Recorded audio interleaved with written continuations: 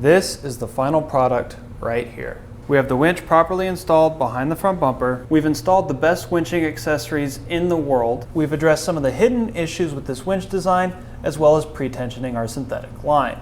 And we've got a super clean wiring install to power the winch. Follow along to see how I got it all done. Here are the specs on the winch that I ordered. I was motivated to order it in part due to the $100 rebate that Warren is running right now. Quick, flip the handle on the winch and start unspooling.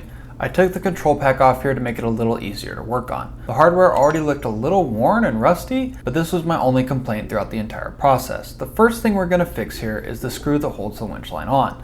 This part is infamous for failing. As the line wears in and loosens up, and especially if it gets wet, it can slip around the screw and escape from the flat washer. So we're not even going to risk it, and we're going to remove this part and opt for something better. This rope grabber is from Bubba Rope. It's super cheap. It's less than $20, and it's a great solution for keeping winch line tight and spooled. For this and all the other parts used, there will be links in the description. If you massage the rope a little, you can get it fed through the hole of the Bubba Rope grabber. There wouldn't be a problem with cutting the loop to make it fit easier here, but I didn't want to cut up a brand new line. It just didn't feel right. Peel off the tape and attach it like so. Pick the side of the winch that makes sense to you, and make sure you attach it so that the rope wraps behind the winch in the correct orientation. Your winch generally only pulls at its rated strength in one direction. It's useless for pulling under load in the other direction, so you must install the line in the correct direction. You should fit about 5 wraps of line here, then pull the line through the other hole in the rope grabber. If you're new to winches, it might look like this rope grabber isn't going to hold anything at all. Just the friction from those 5 wraps is enough to keep the winch line tight and support tons of load. You really don't need that much winch line on the drum to create enough friction to provide all the force necessary to pull at the maximum rated strength of the winch. Now, for my install, I have to get the bumper off of my truck to have any chance of working on the winch and getting it into place. Generally, I wouldn't recommend doing this by yourself.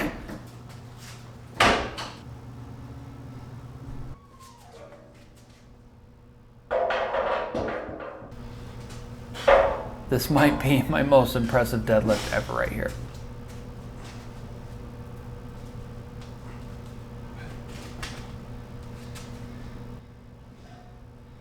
The bumper doesn't have a lot of natural balance points, so I had to fidget with sawhorses and 2x4s and eventually clamps to get it stable and in a good spot to work with for installing the winch. Here's the clamp and 2x4 orientation for getting the bumper to sit upright. It helps that my sawhorses have notches in them. Right away, I just attached the fair lead, which my bumper has a perfect cutout and holes drilled for. Warren provides a pretty decent fair lead here in a classy black, though I could see myself opting for silver or gunmetal in the future. Quick, pull the line through, then set the winch in its final resting place. Next, I have to figure out a way to slide these nuts into place and thread up the bolts. Not exactly easy.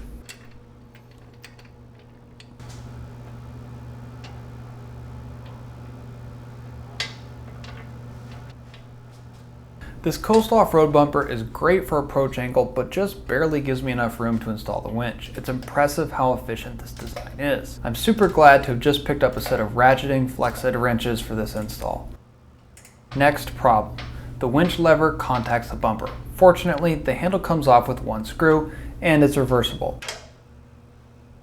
There's a hole on both sides of the cylinder, so now I can flip it. Now it unspools when the lever is flipped in this direction. I didn't have this planned beforehand, so now it's time to start looking for how to attach the control pack. Oddly enough, it fits perfectly beside the winch, provided that I'm not going to use the cutout beside it for a light pod, which I don't think I will. I even have perfect access to the plug-in for the remote. There are all kinds of relocation kits and brackets depending on your exact situation of vehicle, but the simplest way to go is just use what's already there. I picked up some angled aluminum. Here's my original idea. A quick and dirty cut to make it easier to work with. I'll line up the holes and get to drilling.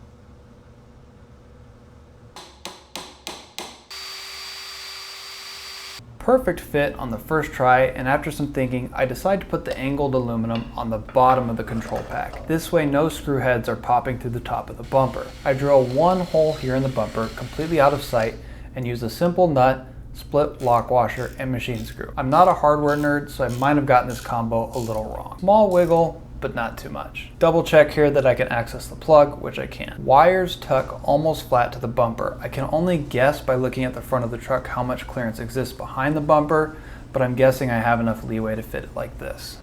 If getting the bumper off of the truck was hard, putting it back on by myself was 10 times as hard. For whatever reason, the holes on my bumper just barely line up with the studs in the frame. A nearly fatal error occurs here. I had forgotten to attach the ground cable to the winch. For whatever reason, Warn doesn't pre-install it like it does the power cable. So, after consulting the manual, I was able to locate the negative post on the back of the winch, and there's just enough room to access it and get it on. A quick and dirty wiring to the battery lets me test and see if the winch works. I'm far from done, but I needed the truck for a weekend getaway and was glad to have the front bumper back on. Look at that beauty, 7,600 feet up and far, far away from the busyness of everyday life.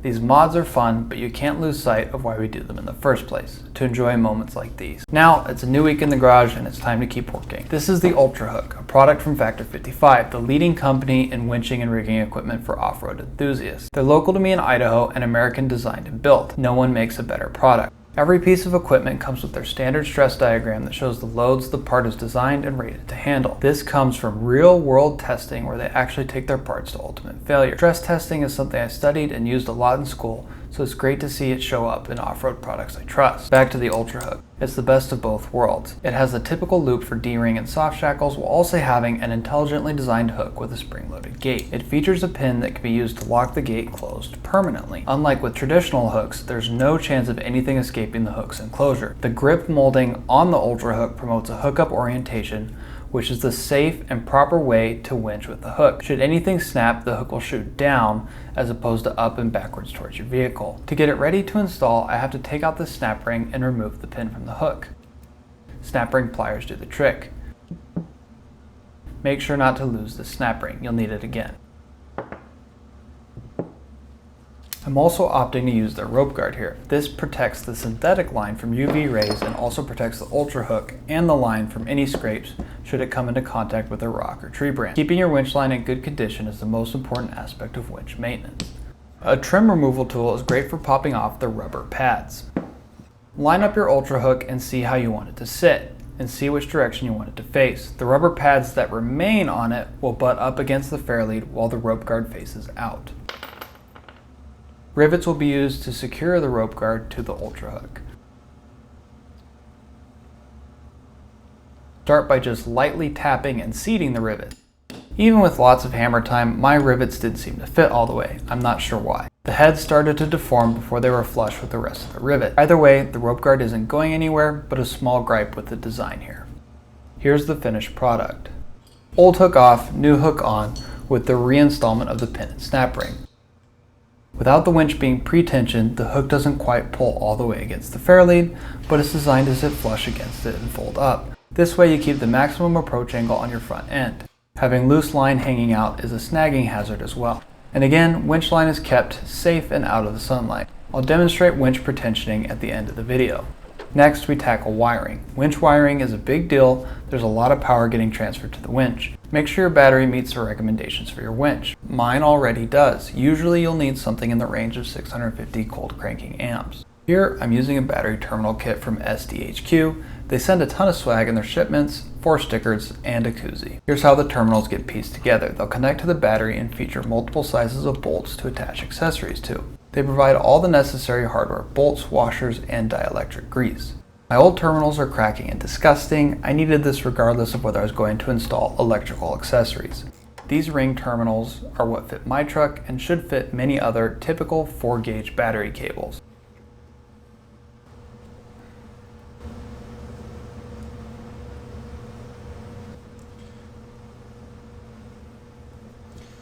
I don't have a high quality crimping tool, so I had to quick rig this up. I despise electrical tape compared to heat shrink, but it's what I have.